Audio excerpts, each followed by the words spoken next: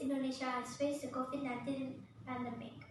Since the first case was announced in early March 2020, precisely March 2, 2020, President Jokowi and his staff announced the first positive case of COVID-19 in Indonesia.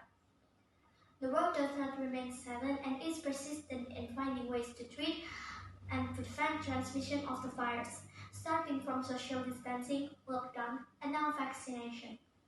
The corona vaccine was discovered after undergoing research throughout this year. A number of countries will immediately vaccinate their citizens with corona vaccine.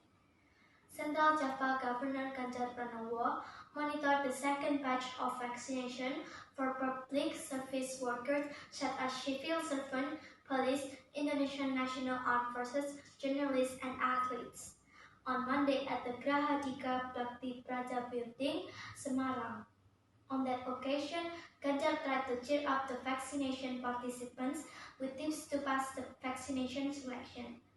Previously, people with blood pressure above 140/90 millimeters of mercury were not allowed to receive the corona vaccine. However, a circular by the Ministry of Health loosened this requirement a bit and allowed people with hypertension to still receive vaccine as long as their blood pressure was still below 180/110 millimeters of mercury. With this new policy, obviously the number of people getting vaccine is increasing, which is in line with the Central Java Provincial Government, which target the vaccination process to be up to 1,000 public servants per day. Apart from public servants, regarding vaccination for market traders, which is also a direction for President Jokowi, Ganjar said he will focus more on Surakarta and Semarang first, with the consideration of both as centers of growth and economic activity.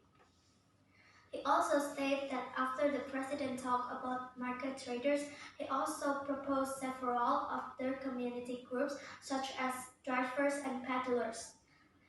It is known that the central government has provided 38.4 million doses of vaccine in the second batch of vaccination program. The target consists of 16.9 million public service workers and 21.5 million elderly people aged 60 years and over. The second batch of vaccination has started well and is on target. With this vaccination, it is hoped that it can reduce the number of spread of COVID-19.